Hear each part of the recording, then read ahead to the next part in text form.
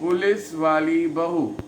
6 साल के भानु के मम्मी पापा दोनों पुलिस में होते हैं। भानु के मम्मी पापा ड्यूटी पर जा रहे होते हैं। मम्मी पापा बाय, जल्दी लौट कर आना और मेरे लिए एक हवाई जहाज लेकर आना। हाँ बेटा, ज़रूर लेकर आएंगे।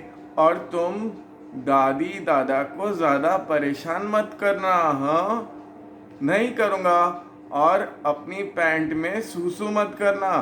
जब भी सूसू लगे तो दादा या दादी को बता देना। हाँ मम्मी, बता दूंगा। कुछ फिर भानु के मम्मी पापा लौट आते हैं।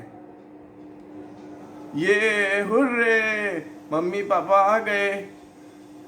पापा, आप मेरे लिए हवाई जहाज लेकर आए? हाँ बेटा, ये रहा तुम्हारा हवाई जहाज। मम्मी, इसने सुसु तो नहीं की? एक दिन भानु अपने दादा के साथ पार्क में घूमने जाता है। उसके दादा उसे लंबाई बढ़ाने वाले झूले पर लटका देते हैं। देखो, अगर तुम्हें भी अपने मम्मी पापा की तरह पुलिस में जाना है तो रोजाना ऐसे ही लटका करो।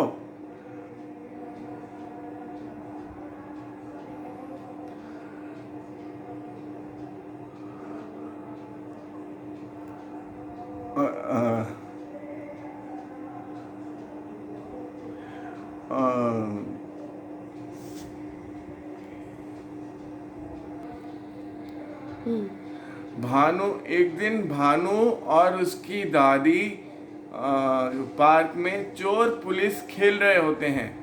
भानु झाड़ियों में छुपा होता है। उसकी दादी पहुंच जाती है। पकड़ लिया, मैंने भानु को पकड़ लिया। दादी, इस बार आप चोर बनो, मैं पुलिस बनूंगा। आप छुपो और मैं आपको ढूंढ लूंगा। ठीक है, बड़ा होकर क्या बनना चाहते हो? मैं बड़ा होकर मम्मी पापा की तरह पुलिस वाला बनना चाहता हूँ। कुछ वर्षों के बाद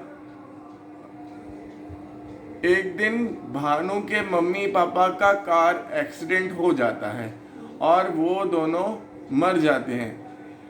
भानु जब 18 साल का हो जाता है तो पुलिस में जाने की तैयारी शुरू कर देता है। लंबी कूद, ऊंची कूद, वो सबकी खूब प्रैक्टिस करता है। एक दिन भानु पहाड़ों पर हाइकिंग के लिए जाता है। उसी समय उसके पैर में एक सांप काट लेता है।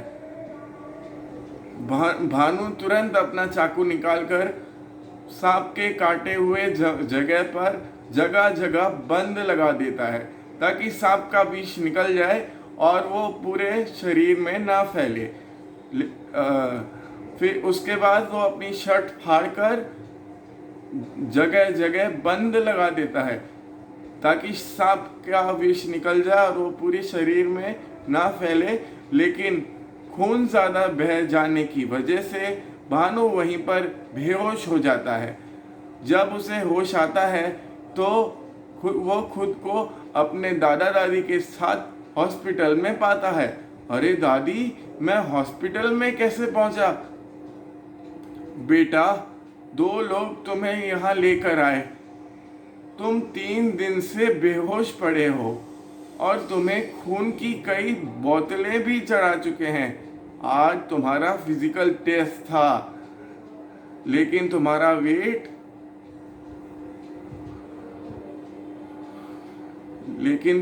वेट खून ज़्यादा बह जाने की वजह से कम हो गया है।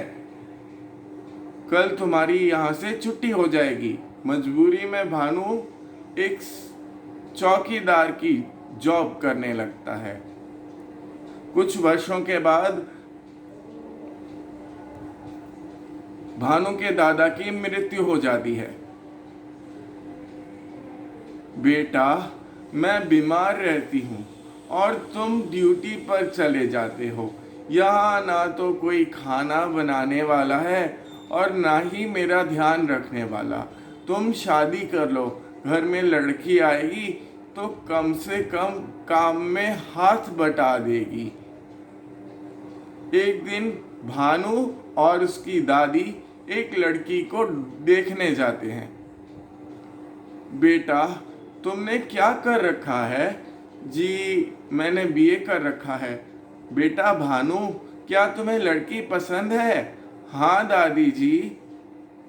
श्वेता जब भानु के घर पर जाती है तो वो भानु के मम्मी पापा की पुलिस वर्दी में तस्वीर लगी हुई देखती है।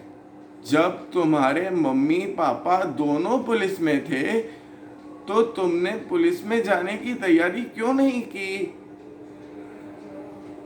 भानु फिर उसे अपनी पूरी कहानी सुनाता है कि कैसे बिल्कुल अंतिम समय पर उसकी किस्मत ने उसका साथ नहीं दिया। मेरे दादा दादी और मेरे मम्मी पापा का यही सपना था कि मैं पुलिस में जाऊंगा, लेकिन ईश्वर की मर्जी के खिलाफ इंसान क्या कर सकता है। मैं तुम्हारे मम्मी पापा का सपना पूरा करूंगी।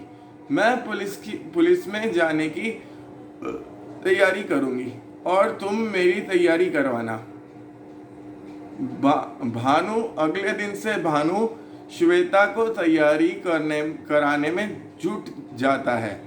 वो लोग रोजाना 10 किलोमीटर दौड़ते हैं। भानु श्वेता को ऊंची कूद, लंबी कूद सब कुछ सिखा देता है।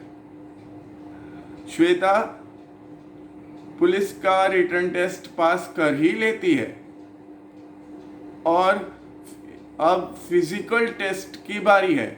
एक दिन श्वेता सीढ़ियों से उतर रही होती है तो उसका पैर फिसल जाता है और उसके सर पर चोट आ जाती है।